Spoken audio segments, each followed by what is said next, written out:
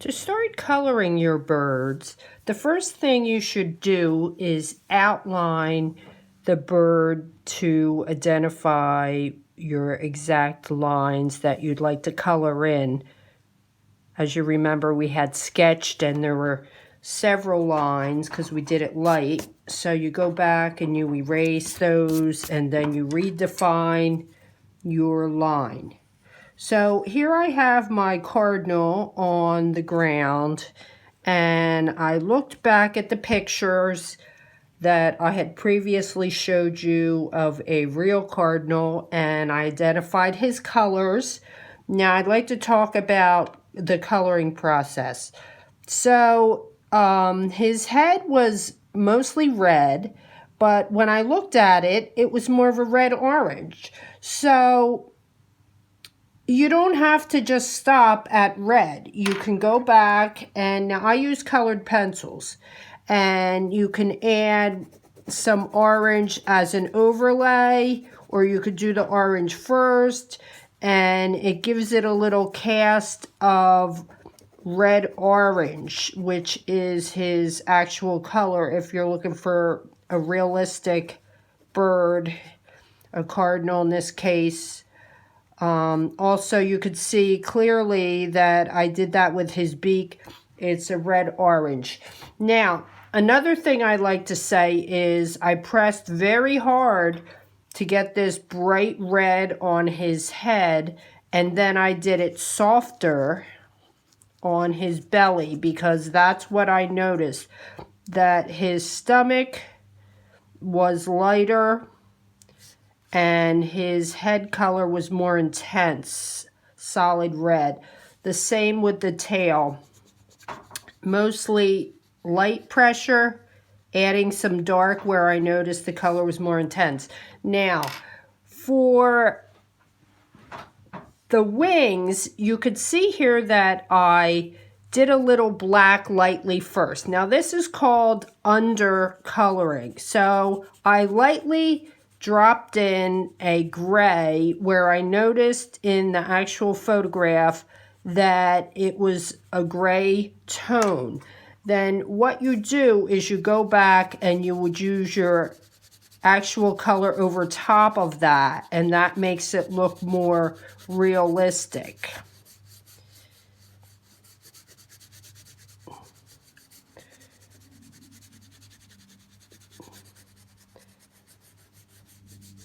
Okay, so the other thing I'd like to say is if you see any white spots and you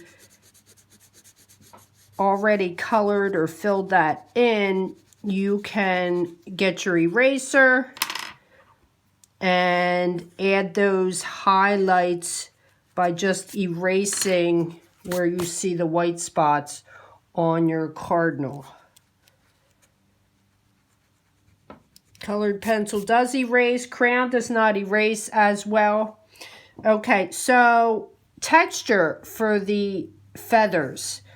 You would just go back in and add some lines. Now, this is called a visual texture because you can't really touch it and feel the softness that feathers actually have, but you're trying to simulate that by adding in these lines. Okay, now I can continue to do this, but I'd like to move on quickly to the background. Now the background in this case is the ground and the sky. As you remember, Audubon did his birds in their natural habitat. So this bird is resting on the ground. This is my horizon line, if you recall, that separates the ground or the grass from the sky above. So there's many different greens. Okay, I'm just going to quickly color in some green, and you can go over the black and go right up to the edge of the bird when you get this colored. I I know I'm shaking the table a little bit. I'll try to stop doing that. Okay, and then as far as grass blades themselves, you can actually go back in and add, oops, that pencil broke. That's what happens a lot when you work with colored pencils. So have your pencil sharpener handy just in case you don't want to lose your focus. But go back in and add some grass. It doesn't have to be a lot of these blades, but that gives the grassy area some interest. Okay, you can see I have a couple of different greens going on here, and that's fine too. Because grass, if you sit down in the grass and look at it, the blades of grass are different greens. Okay. All right, so I'm going to stop with this and the sky. Now, I need a blue. So, now again with the sky, you can have a couple of different blues. What I like to do is make it darker down at the horizon, and as it goes toward the top of the picture, it gets lighter, almost white. So I'm coloring in one direction.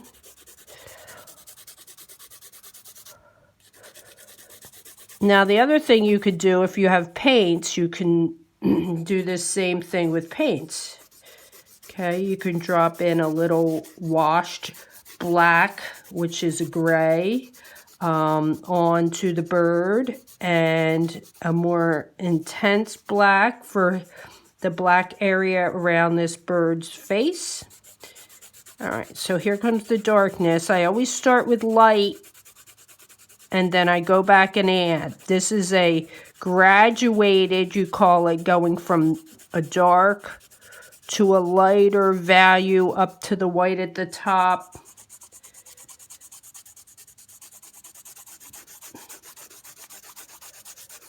Okay, if you want to put a sun in your picture, of course, go right ahead. We worked on some suns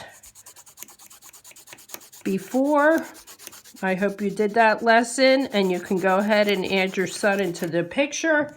Okay, so I'm going to stop with this and look at the bird that's in the tree, because we need to talk about that in case you did a bird that was resting on a branch. So keep going with this until you get it finished. Let me turn on to the other page. Okay, I did a robin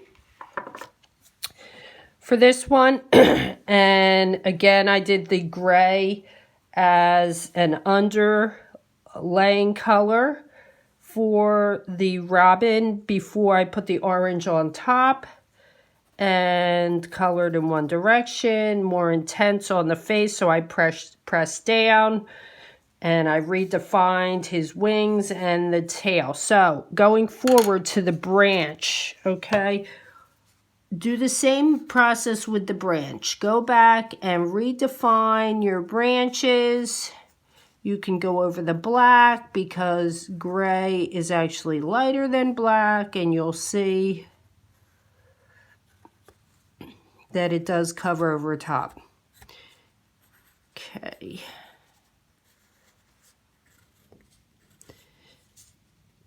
Now you can see when I go over this, I'm not being exact because branches are not straight like a ruler normally. You may find a perfectly straight branch. So when I go back and make it crooked in a different way than my pencil, that's fine. As long as it's looking like a natural branch that you'd see out in your yard and that the bird could be in. Now, we like to add, like with the feathers on the bird. Okay, I needed to go back and add some lines in here to show the visual texture, the make-believe texture, so to speak. Because even though the paper feels soft, this is not soft like a feather. Okay, so I'm going to use the same principle with the tree branch. Okay, the tree branch has texture to it. So you could either use black or you could use brown. And the way that you show bark on a tree are these wiggly lines.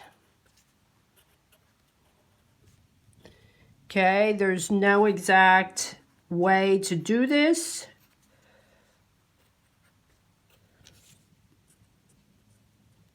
Okay, now you can go back and color in your branch. Okay, and remember, even with the branch, you can make some darks and lights. It does not have to be exactly one solid brown. You can add some gray into it if you want for an undercolor to make areas that are shaded like we did with the underlayment of the light black or gray on the bird. So get this all colored in.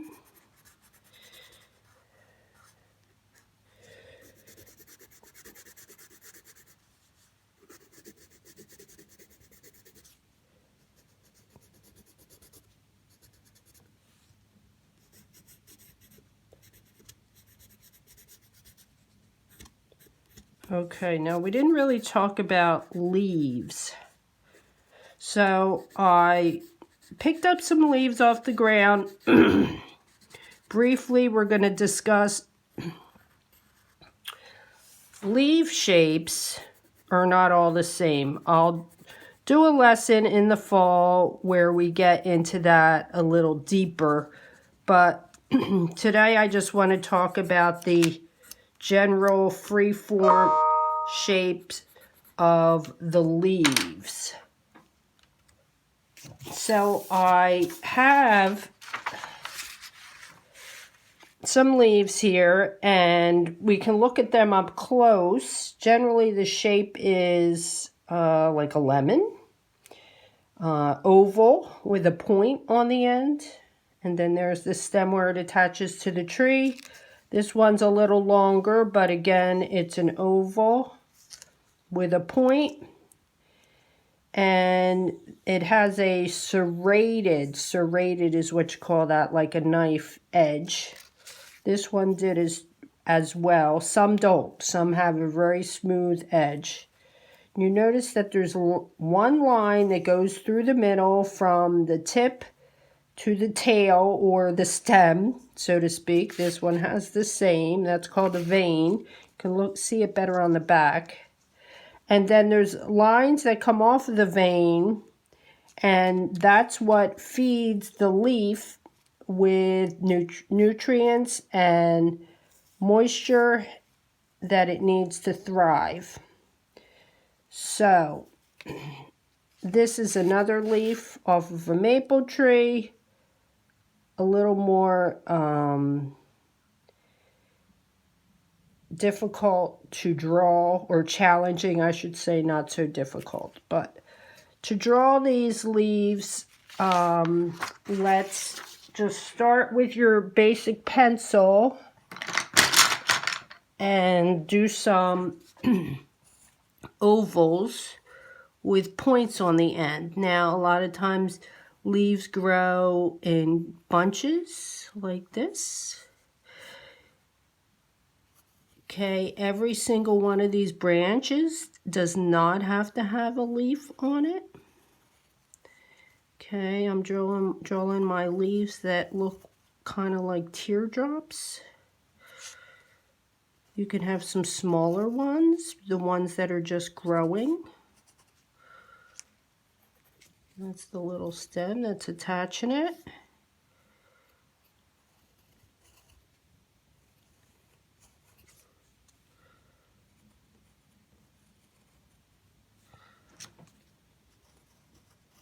Okay, draw that center line.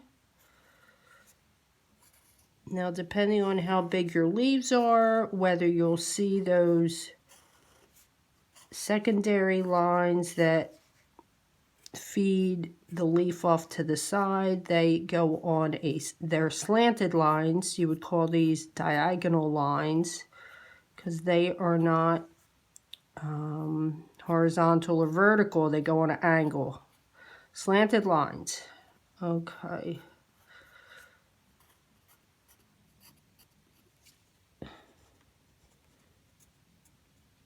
Now, if you want to spend time and study a leaf and get this exactly perfect, you can, but in this case, I'm not. So what you can do with the leaves as well is use 2 different greens.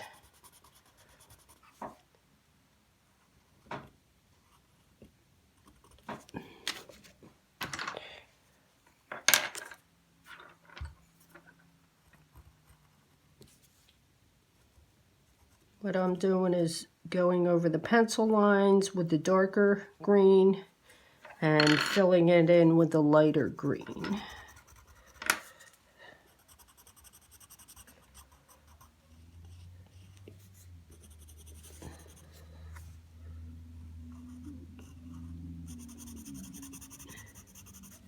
Okay, as far as the sky goes, which is the background in this case, you could leave it white. It does not have to be blue if you have a different favorite sky color. Okay, we see many different colors in the sky. If you want to give it many different colors, you could do that. I'm not going to work on the sky in this picture because I did on the last one. Just want to talk more about these details where we're adding in the texture, the softness of the feathers, the visual texture, and the texture on the leaves with the bark. Okay, as you can see, this takes time. Good art takes time, and it's always good to get started, and then when you feel like you've had enough, walk away, come back when you feel like continuing, and do the next step. It also is good to move your paper and look at it from a distance or show your family or friends. Ask them where they think you might need to add more work. Make it look better. Okay, that's called constructive criticisms, believe it or not. You know, they're only trying to tell you because you asked and not trying to hurt your feelings either.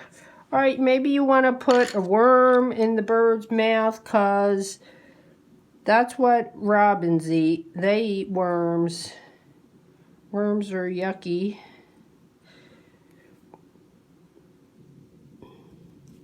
Worms are kind of pinkish brown. And they have little lines on them. You know, it's hard to get all this detail on this teeny little worm, but I'm trying to make it look like a worm. And maybe you want to put flowers on your... Right now we have a lot of trees that have flowers that are blooming. You can add them in. So go ahead and get your bird colored. Finish his background. Add your visual texture. Color him up using the underlaying of a first color and then an overlaying of a second color to get the true color of what your bird is. Now, I use the birds that we see in North America, which is around New Jersey here, but you can do some research on birds and choose the color that you like. Okay, thanks for watching. Send me your pictures. Have fun. Art is for everyone.